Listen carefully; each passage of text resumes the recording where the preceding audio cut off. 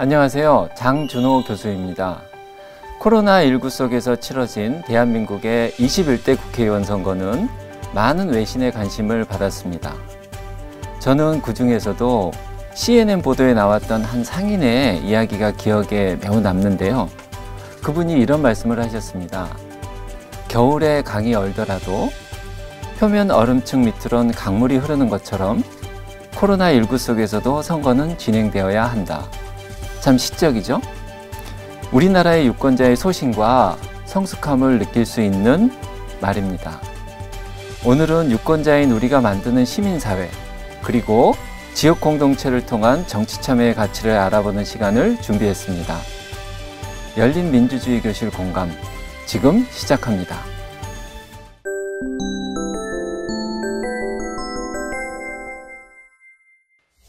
오늘 함께 해주실 분들을 소개합니다.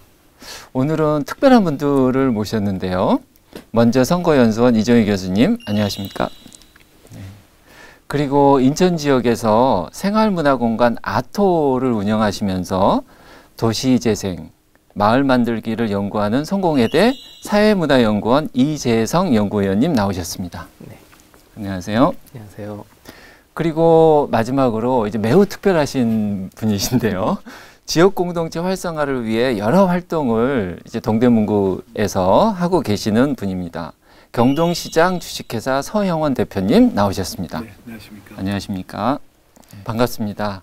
오늘 세 분 굉장히 이렇게 다양한 분야에서 나와 주셨는데 서로 얘기를 저희들이 하다가 보면 굉장히 많은 주제들이 나올 것 같아서 이렇게 매우 기대가 되기도 합니다.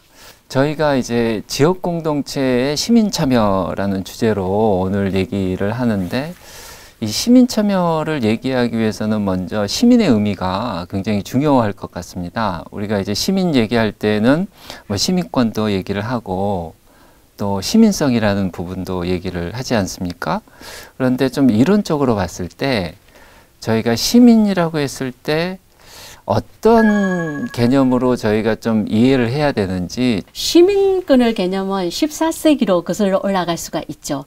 그 당시의 시민권의 의미는 도시에 거주하는 자, 그리고 그 도시에 거주하는 시민의 권리를 얘기했습니다. 근데 이 시민권의 개념이 시간의 흐름에 따라서 점점 확대되는 측면이 있죠. 민주주의 발전을 위해서는 시민의 참여가 필수 불가결의 요소입니다. 시민의 참여는 민주주의를 구성하는 핵심 요소라고 할 수가 있겠습니다. 우리나라가 경제 발전, 민주화, 금융위기, 최근에는 또 코로나 사태를 겪으면서 시민의식이 얼마나 중요한지, 시민들의 참여가 얼마나 중요한지를 절실하게 느낄 수가 있었습니다. 지속 가능한 민주주의를 위해서는 제도도 중요합니다. 그렇지만 제도보다 더 중요한 건 그 제도를 상호 공유하고 이행해 나가는 시민들의 자질입니다.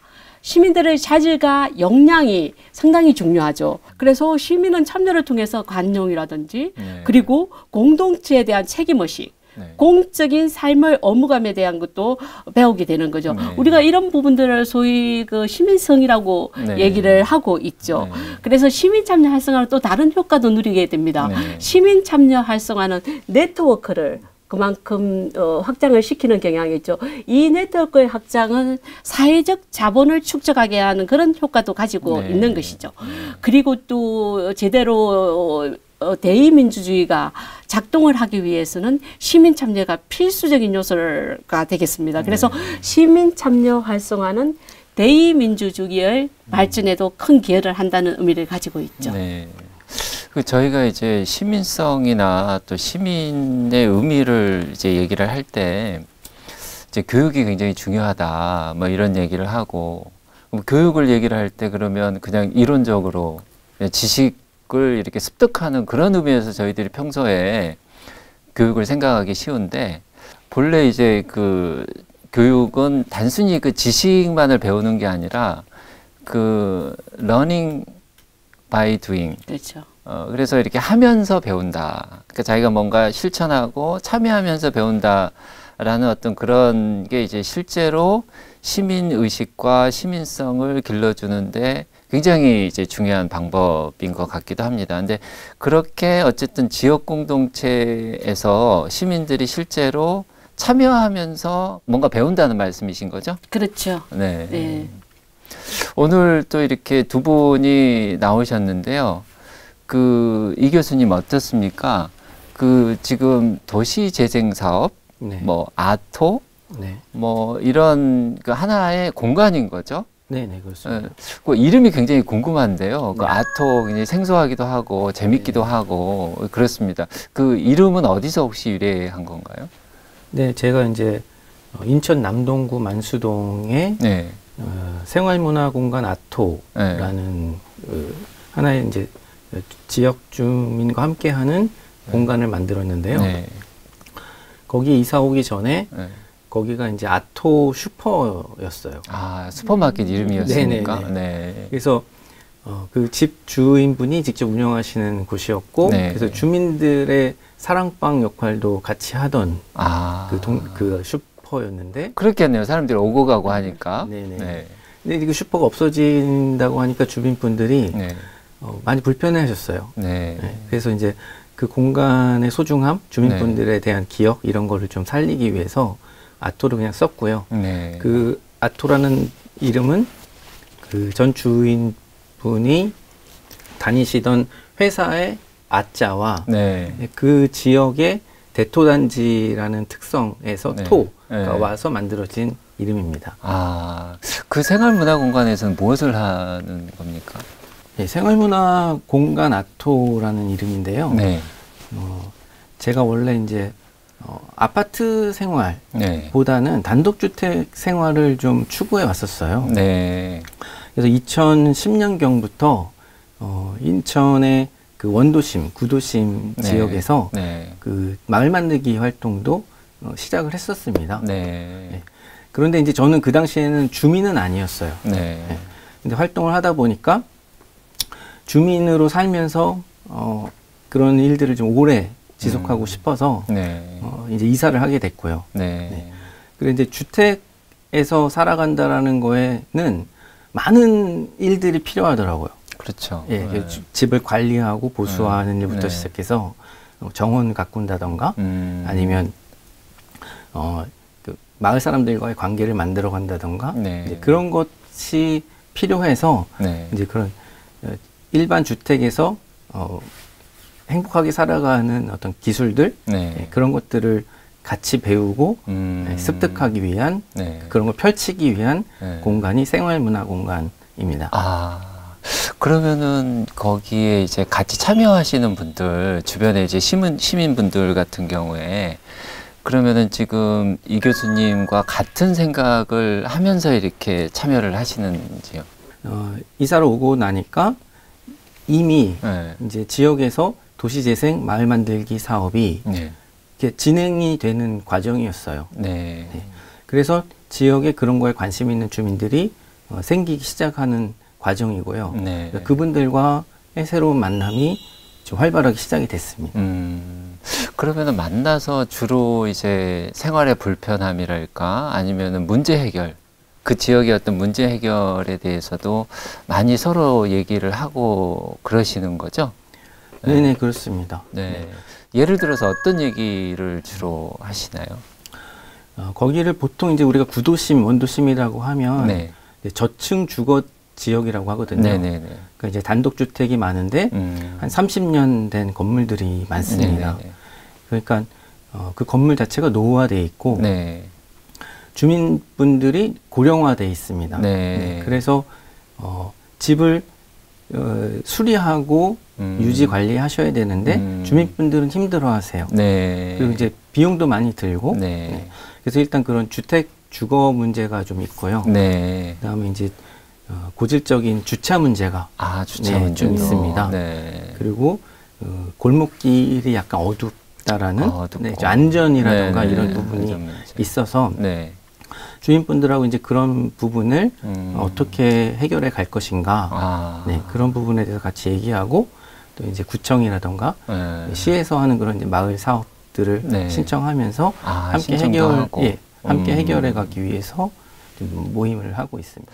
어떻게 보면은 그렇게 지금 그 주민들이 모여서 그 지역의 공적 사안에 대해서 이제 문제 해결을 해나가는 그 과정 자체가 굉장히 풀뿌리 민주주의에 가까운 그런 모습일 것 같은데요.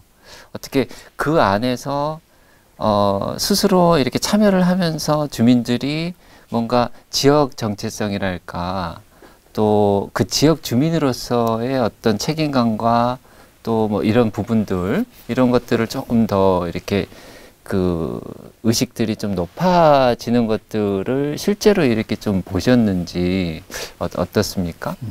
분명히 이런 일들이 네. 마을 주민들의 생각을 변화시키는 계기가 되는 거는 확실한 것 같습니다. 아, 그래요? 예. 그런데 아까 이제 교수님께서 말씀하신 시민성이라는 네. 거는 2, 3년간의 어떤 사업이나 경험만으로는 그렇죠. 형성되기에는 너무 짧은 시간이라고 짧은 생각이 듭니다. 네. 근데 이제 제가 2010년부터 쭉 봤을 때 네. 보통 그 마을 만들기나 네.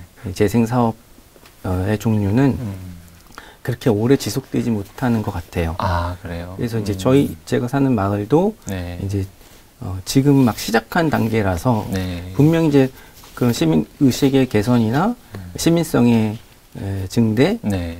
풀뿌리 민주주의의 어떤 심화 이런 네. 거에 분명히 도움이 될 거라고 생각하지만 네. 열심히 하지 않으면 네. 또 사그러들지 않을까. 그래서 저는 좀 오래 활동을 마을에서 하고 싶습니다. 아, 그렇습니까? 그 부분에 대해서 저희가 이렇게 조금 있다가 구체적으로 좀 얘기를 한번 나눠보는 걸로 하고요. 네. 이재정 교수님 말씀을 이렇게 듣다가 보니까 갑자기 그렇게 주민들이 지역 공동체에서 스스로의 문제를 좀 해결하면서 서로 친해진다. 그리고 좀 서로 신뢰를 갖게 될 수도 있는 그런 가능성들, 이런 가능성을 좀 이제 보게 됐는데요.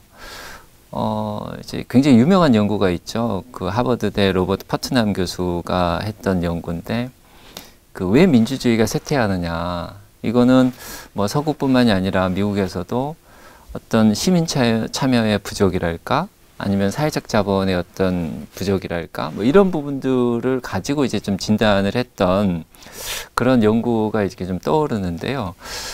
우리 서 대표님 어떻습니까? 그 시장에는 굉장히 다양한 공동체, 다양한 그 주체들이 모여서 이렇게 그 가게도 열고 또 이렇게 다양한 그 갈등도 좀 있는 것 같아요. 그런데 그 지금 이 경동시장에서 상인 그리고 주민들이 공동체 구성과 또 사회 참여에 대해서 좀 이렇게 어떤 입장을 가지고 계신 건지 이렇게 쭉 주민들 내지는 상인들을 지켜봤으니까 좀 어떤 것 같아요, 대표님? 네, 저는 이제 시장의 차원에서 말씀을 드리겠습니다. 네네. 경동시장은 다양한 구성원이 있습니다. 네. 그 대기업인 와 네. 중소기업이면서 네. 건물주, 그다음에 전통시장인 네. 경동시장 주식회사, 네. 그리고 임대인인 경동시장 주식회사와 네. 임차인인 상인, 네. 그리고 물건을 제공하는 상인과 네. 물건을 구매하는 고객, 네. 그리고 대학생 봉사단, 네. 각종 문화행사에 참여하는 시민들로 공동체가 구성이 되어 있습니다. 근데 네. 이분들은 본인들이 그 구성원이라는 모르는 경우가 많이 있습니다. 아, 그렇습니까? 뭐 한 가지 예를 들어 드리겠습니다. 네네. 경동시장 신가 2층에는 네. 시장의 직원들이 급여로 기부한 네. 어린이 놀이터가 있습니다. 네. 재능 기부 카페가 있고요. 네. 저희가 이제 시설을 구비를 하고 동대문 구청에서 도서 2,000권을 기부한 작은 도서관이 있습니다. 네. 이 공간에서는 많은 문화 행사들이 열리고 있습니다. 네. 이 공간에 저희가 방송시설, 음향시설 네. 이런 걸 구비해서 각종 행사가 열리고 있는데요. 네. 저희 대학생 봉사단이 미취학 아동 20명을 대상으로 네. 빼빼로 만들기 행사를 했습니다. 네. 이 빼빼로 만들기 행사는 한 미취학 아동이 두 세트의 빼빼로를 만들어서 한 네. 세트는 네. 동대문 장애인 복지관에 기부를 하는 행사였습니다. 네. 자, 20명의 미취학 아동들이 빼빼를 다 만든 후에 네. 그 아동들이 다 기부를 하진 않았습니다. 네. 그 중에 2명의 아동은 네. 엄마 나 가져갈 거야. 네. 그러면서 주진 않았습니다. 이것도 네. 하나의 과정입니다. 네. 저희가 빼빼로 행사가 끝난 후에 네. 물론 저희 상인회하고 네. 그다음에 또 저희 주식회사에서 물건을 기부를 했고요. 네. 또 대학생 봉사단은 이것을 모아서 네. 동대문 장애복지관에 기부를 했습니다. 네. 이 행사가 끝난 후에 네. 모든 사람이 만족을 했습니다. 네. 근데 이 모든 사람들이 자신이 네. 지역 공동체 구성원이라는 걸 알지는 못합니다. 아. 그러나 그 행사 자체가 네. 만족스러운 행사로 네. 끝났습니다. 그러면은 굉장히 의식적으로 그 행사를 기획을 했지만 네. 시장의 구성원들은 굉장히 무의식적으로 이거를 공동체라는 거를 느끼면서 끝난 케이스가 그렇습니다. 되는 거네요. 네. 그렇게 이제 기부 활동을 하게 되면 보통 거기에 참여하는 분들은 물론 이제 뿌듯함을 느끼겠죠. 그렇습니다. 네. 그리고 또 하고 싶겠죠. 네. 뿌듯함을 느끼니까. 맞습니다. 예. 네. 그런 것들을 그러면 자주 이렇게 하시는 겁니까? 아니면은 그 하나의 예로서 지금 말씀을 하셨는데요. 하나의 예로서 말씀을 드렸는데 네. 그 외에도 여러 가지 행사를 합니다. 네. 예를 들어서 지난 겨울에 대학생 대학생 봉사단과 취학 아동, 초등학교 한 1, 2학년 됩니다. 그 아동들이 핫팩을 만들었습니다. 네. 그 핫팩을 만들어서 시장의 상인, 네. 건물이 아닌 노상에서 일하는 상인들한테 네. 핫팩을 기부했습니다. 네. 초등학생들이 직접 나눠줬습니다. 네. 그 초등학생들이 굉장히 뿌듯함을 느꼈습니다. 아. 그러니까 우리 대표님 말씀을 들어보니까 뭐 빼빼로데이 행사도 그렇고 핫팩 행사도 그렇고 큰 건 아니지만 그렇습니다. 아주 조그마한 거지만 그게 그 구성원들이 힘을 모아서 예. 필요한 사람들에게 기부하는 그렇습니다. 그런 과정을 통해서 서로 이렇게 따뜻한 마음을 느끼게 하는 그런 일련의 과정인 것 네, 같습니다. 맞습니다. 그런 활동을 이제 예를 들어서 하고 계신다 그렇습니다. 이런 말씀이신 예. 거죠.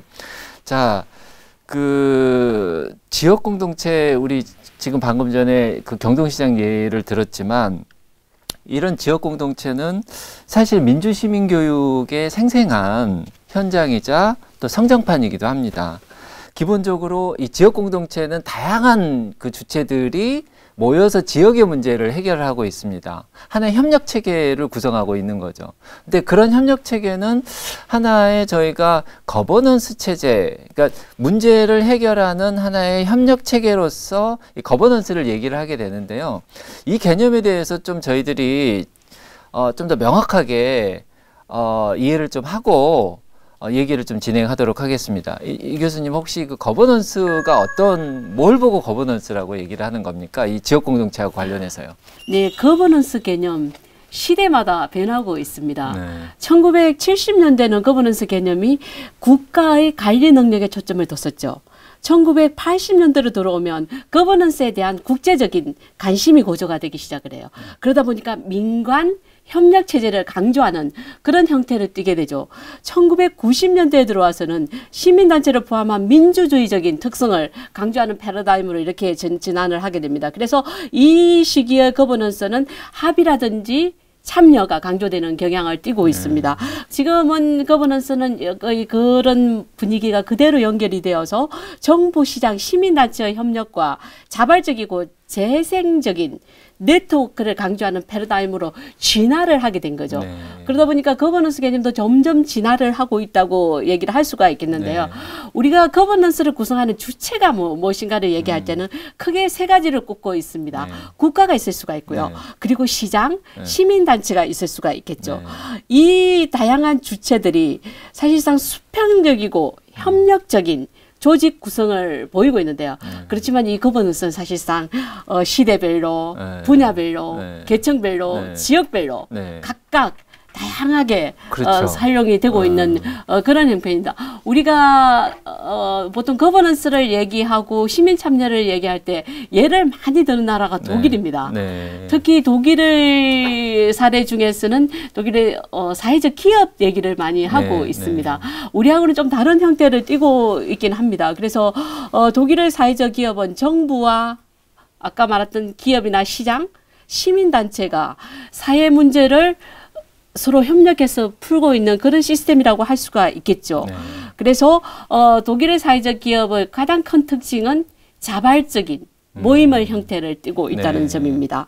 그리고 국가는 그러면 이 사회적 기업들을 어떻게 바라보고 있느냐? 네. 국가는 거버넌스의 중요한 행위자로 보고 있는 거죠. 네. 그래서 거버넌스의 중요한 행위자지만 사회 정책을 네. 같이 실현시키는 네. 그런 거버넌스의 행위자로 보고 있습니다. 그래서 자발적인 행위자들이 거버넌스 관계에서 상호 협력을 통해서 사회적 기업을 위한 그런 역할들을 수행을 하고 있는데요.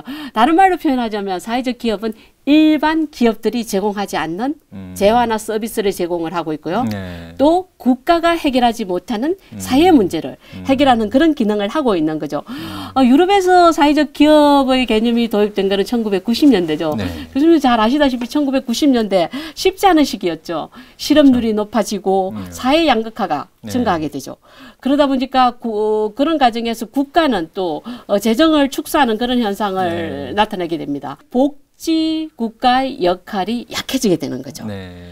기업은 그럼 무슨 역할을 해야 되느냐? 네. 기업의 사회적 책임이 네. 강조되기 시작하게 되는 거죠.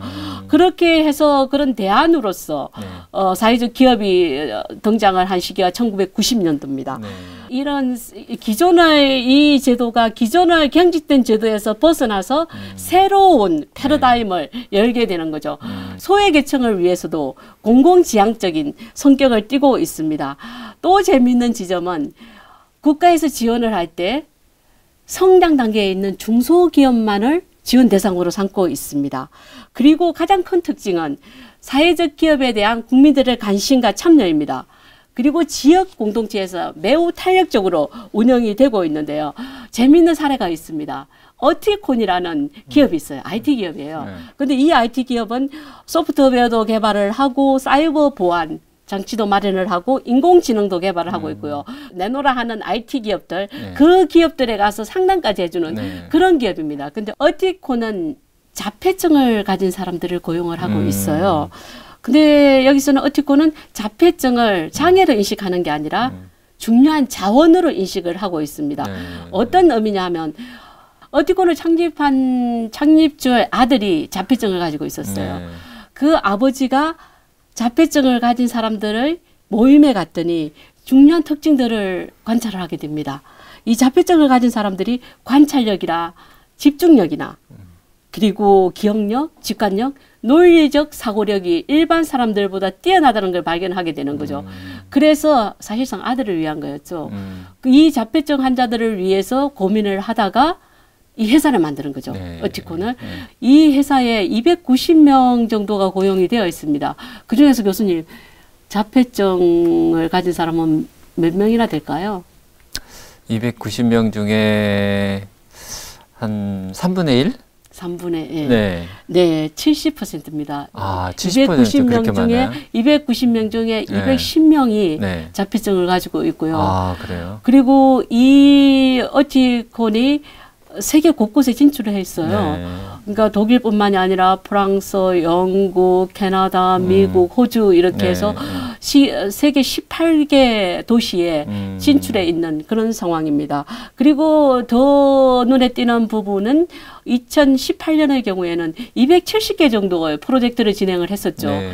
그리고 매출이 해마다 50% 이상 증가하고 있는 증가하고. 그런 경향을 보이고 있는데, 여기서 우리가 중요하게 봐야 될 지점은 사회적 기업이 상당히 혁신적인 그런 아이디어를 가지고 있다는 게 독일의 특징이기도 합니다. 그리고 무엇보다도 시민 참여가 이 사회적 기업들의 원동력이 되고 있고요. 사회적 기업이 실패하는 이유 중에 하나는 이윤 창출이 잘 되고 있지 않기 때문이죠. 그런데 독일의 경우에는 이윤 창출이 될 수 있도록 하고 있습니다. 그렇게 해서 지속 가능하도록 하고 있는 거죠. 이런 부분들은 상당히 중요한 지점이고요. 이렇게 사회적 기업이 지역 차원에서 잘 운영될 수 있는 이유 중에 하나는 탄탄한 민주 시민 교육이 바탕이 되고 있습니다. 네. 이종희 교수님께서 지금 굉장히 구체적으로 사회적 기업과 또 거버넌스의 그 개념, 여기에 대해서 설명을 해주셨는데, 혹시 그 개념을 우리나라의 어떤 기업과 또 이런 그 생활문화 공간에 적용할 수 있을지 굉장히 궁금하네요. 사회적 기업은 아니지만, 그렇지만 이게 이제 경동시장이 하나의 거버넌스 역할을 할 수도 있을 것 같거든요. 예. 혹시 사례가 있을까요, 대표님? 얼마 전에 서울시 예산을 받아서 저희 대학생 봉사단인 네. 경동시장 서포터즈가 동화책을 만들었습니다. 우리나라에는 전래동화가 있지 않습니까? 그러나 네. 해외에는 동화책이 없는 국가가 많이 있습니다. 네. 현재 대한민국에는 많은 해외 이주 여성들이 거주하고 있습니다. 몽골, 중국, 일본에 있는 이주 여성들이 창작 동화를 만들었습니다. 네. 이 창작 동화를 저희 대학생 봉사단과 만들어서 그 동화책을 라오스어로 번역을 했습니다. 네. 번역한 동화책을 라오스로 기부를 했습니다. 아, 그러면은 이렇게 이해를 해도 되는 겁니까? 그러니까 정부의 지원을 좀 받아서 네. 동화책을 번역을 해서 네. 라오스에 보내서 네. 그쪽 아이들이 동화책을 읽으면서 그 상상력을 키울 수 있게끔. 그렇습니다. 네. 이런 활동을 하셨다. 그렇습니다. 이거는 어떻게 보면은 정부와 기업이 서로 협력해서 사회에 의미 있는 예. 그 사회가 성장할 수 있게끔 예. 하는 그런 활동이라는 측면에서 거버넌스로 볼 수 있다. 예, 그렇습니다. 그런 말씀이시죠. 그렇습니다. 아, 하나의 또 좋은 사례가 될 수 있을 것 같네요.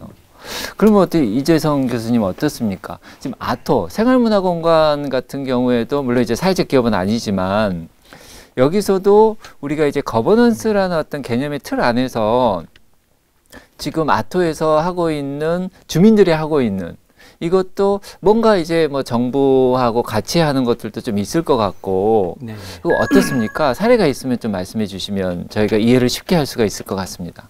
제가 살고 있는 지역에서는 네. 거버넌스라는 개념으로 봤을 때는 이제 두 가지의 방향이 있는 것 같습니다. 네. 이제 한쪽은 지역 주민자치회, 그 기존에 이제 주민자치위원회가 주민자치회로 이제 전환을 하면서 권한이 확대 강화되고 있거든요. 아, 그거 좀 설명해 주시겠습니까? 주민자치위원회는 뭐였고 주민자치회는 무엇입니까? 네, 주민자치위원회는요, 네. 각 동마다 네. 이제 주민센터 또는 행정복지센터 이런 기관이 있잖아요. 네네네. 네. 거기에 주민자치 그 센터라는 게 또 운영이 되면서 네. 주로는 교양 강좌라든가 이런 것들을 많이 동 차원에서 운영을 합니다. 아, 주민들을 위해서요? 네네. 아. 그 운영을 하는 위원들을 동 주민들로부터 자원해서 네. 받아서 네. 추첨으로 뽑아서 네. 위원회를 꾸려서 네. 제한적인 자치권을 주는 것이고요. 네. 그다음에 아주 기초적인 복지라던가 아니면 그 환경 미화 네. 이런 한 2, 3억 정도의 예산에 대해서 네. 그 주민자치위원들이 이제 판단하고 결정할 수 있는 권한을 준 것이 네. 주민자치위원회였는데요. 네. 한 2, 3년 전부터 그 역사가 한 20년이 되는데 네. 이게 무슨 자치냐. 네. 그래서 주민들에게 더 많은 권한을 줘야 한다. 네. 이런 이제 주장들이 있어서 네. 주민자치회라는 이름으로 조금 이제 강화되는 그 지금 과정에 있습니다. 아, 그러면 풀뿌리 민주주의를 강화하기 위한 뭐 주민자치법의 변화라고 이해를 해도 되겠습니까? 네네, 그렇게 네. 보시면 되겠습니다. 네. 그래서 그 마을 동네 주민들로서는 이제 그것이 하나의 거버넌스이기 네. 때문에 네. 그 주민자치회를 통해서 동네 다양한 주민들이 네. 원하는 네. 사업이나 예산 같은 거를 결정할 수 있는 경로가 하나가 있고요. 네. 다른 하나는 네. 아까 말씀드린 이제 아토도 네. 이제 그 주민 모임에 그 속해 있거든요. 네. 네. 그래서 그 주민 모임이 구나 시에서 시행하는 마을 만들기 사업과 네. 도시재생 사업에 네. 공무원들과 함께 신청을 하게 되어 있습니다. 네. 그래서 구청의 예를 들면 도시재생과 네. 공무원들이 주민들 모임과 함께 만나서 협의하고 네. 결정해서 네. 시의 사업이나 국가교통부 사업에 신청을 하게 됩니다. 네. 그 과정 자체가 어떻게 보면 거버넌스의 형태를 띠고 있는 것이고요. 도시재생은 도시재생대로 네. 지원센터가 네. 시 소속으로 형성이 되어 있고, 네. 그다음에 마을 만들기를 위한 또 센터가 지원센터가 구성이 되어 있습니다. 네. 그래서 그 중간 조직들은 지원센터들은 이제 시청이나 정부의 사업과 네. 그다음에 주민의 모임들을 네. 연결해서 네. 도움을 주는 그런 활동을 하고 있습니다. 아, 그럼 아토가 그 어떤 그 두 개의 경로에서 네. 아토가 정확하게 하는 건 뭡니까? 아토 저 생활문화 공간의 네네. 경우에서는 저는 이제 주민 모임의 일환으로 네. 거기에 속해서 이제 그 구청이나 시청의 사업을 지원해보거나 사업을 네. 이제 받는 네. 쪽으로 하고 있고요. 아, 제가 이제 개인적으로는 네. 저도 이제 책에 공부만 하다가 네네. 동을 가보니까 이 정치학 교과서에 안 나오는 일들이 너무 많아서 아, 예, 그렇습니까? 또 이걸 좀 행정학과 선생님들이 많이 하시더라고요. 네. 너무 모르는 게 많아서 네. 그 자치위원회에 한번 신청을 해봤습니다. 아, 자치위원회, 그건 자치회 자치위원으로. 네네. 그래서 그 개인 자격으로 네네. 주민으로서 그냥 신청을 한 건데 네네. 그러면은 자치위원이 돼서 내가 활동하고 싶다 이렇게 신청을 하신 거죠? 네네네 신청을 네. 했습니다. 네. 그래서 신청을 받아서 이제 동에서 이제 추첨을 해서 그 위원을 꾸리게 됩니다. 네. 이제 아직 발표는 안 났는데요. 네. 그 위원이 되지 않는다 하더라도 네. 그 분과위원회가 또 꾸려지면 네. 그러니까 주민들이 자기가 동에서 원하는 거 하고 싶은 네. 거는 얼마든지 참여 기회가 지금 있더라고요, 지금. 네. 근데 문제는 주민들이 잘 몰라요. 아, 잘 모른다. 잘 모르고 관심이 좀 적어요. 아, 적어요. 네. 내가 자치위원으로서 활동하고 싶다라는 거는 뭔가 내 마음속에서 그런 열정이 이렇게 스스로 나온 거 아니겠습니까? 이게 내가 자치위원을 하면 네. 더 잘할 수 있을 것 같다. 근데 그런 어떤 경험, 그러니까 현장에서 활동을 하시다가 보니까 그런 마음이 생긴 거 아니겠어요? 예, 제가 뭔가 할 수 있다기보다 아, 먼저 네. 거기서 주민들을 위해서 그 무보수잖아요. 네네. 자원에서 네. 자치위원으로 일하시는 분들을 좀 뵙고 싶었어요. 아. 네, 그래서 그분들이 어떻게 회의를 하고 어떤 방식으로 소위 말하는 이제 풀뿌리 민주주의가 네. 실제 제가 함께하는 주민분들이 네. 그런 제도를 어떻게 이용하시고 네. 어떤 생각을 갖고 계시고 그다음에 주민들 간에 어떻게 토론하시고 네. 또는 어떤 문제가 있는지를 좀 네. 확인하고 네. 그런 것들을 좀 더 개선하고 하는 데 있어서 제가 할 수 있는 일이 뭘까를 고민해 볼 수 있을 것 같아서 일단 신청했습니다. 아무리 좋은 의도로 그러니까 공무원분들이나 네. 학자분들이 또는 뭐 오피니언 리더분들이 네. 아무리 좋은 의도로 어떤 정책을 내놓고 네. 또 홍보를 해도 때때로는 주민분들이 그것을 취지를 제대로 살려주지 못하고 네. 좀 안타까운 그런 정책이 실패하는 사례들이 있는 것 같아서 네. 실제 주민들의 그런 마음과 그분들의 관계를 속으로 들어가 보면 네. 그러한 정책들이 어떻게 하면 성공할 수 있을지에 대해서 좀 배울 수 있지 않을까 이런 생각을 했습니다. 그래서 사실 이 교수님 어떻습니까? 굉장히 우리가 현장을 이해하는 것, 그러니까 그 이해라는 거는 이제 항상 우리 인간은 타자와의 관계성 속에서 살아가는데 그 관계성이 제대로 지속 가능하게 유지가 되려면 아까 그 사회적 자본 얘기도 나왔었는데 서로 신뢰를 가지려고 하면은 뭔가 이해를 해야 되는데 우리 사회는 어떻습니까? 좀 이렇게 이해하는 게 좀 부족하지 않나요? 자기 주장만 하면서? 많이 부족하죠. 많이 부족하죠. 네. 우리가 시민성 얘기를 할 때 시민성에 있어서 가장 이렇게 중요한 것 중에 하나가 뭐 자기 자신도 이해를 해야 되지만 또 이렇게 남을 이해할 수 있는 태도 이것도 굉장히 중요하지 않습니까? 어떻습니까? 어르신 말씀이에요. 결국에는 우리가 교육의 문제를 소환할 수밖에 없는 측면이 있습니다. 네. 소통이 되지 않고 자기 주장만 하는 네. 그런 경향들이 많이 나타나고 네. 있죠. 네. 네. 그럼 우리가 이제 깊숙이 또 얘기를 할 텐데요. 네. 민주 시민 교육의 중요성이 다시 한번 부각되는 지점이기도 네, 하죠. 그런 것 같습니다. 아니, 서 대표님 어떻습니까? 네. 시장 같은 경우에는 굉장히 다양한 주체들이 있고, 그렇습니다.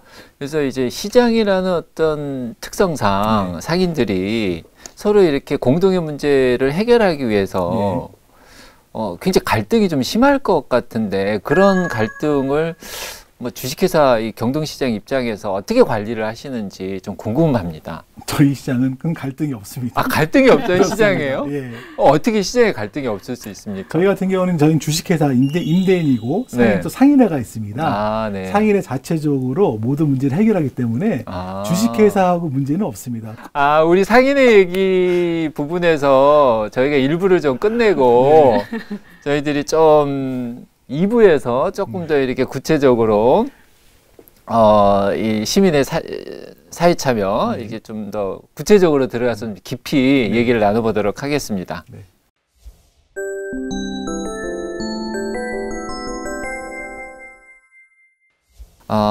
이렇게 특별한 분들과 같이 하시는 만큼 굉장히 유쾌하고 재밌는 그런 자리였었는데 저희가 2부에서는 좀 더 구체적으로 깊게 들어가면서 논의를 하도록 하겠습니다. 자, 여러분들 시청해 주셔서 감사합니다.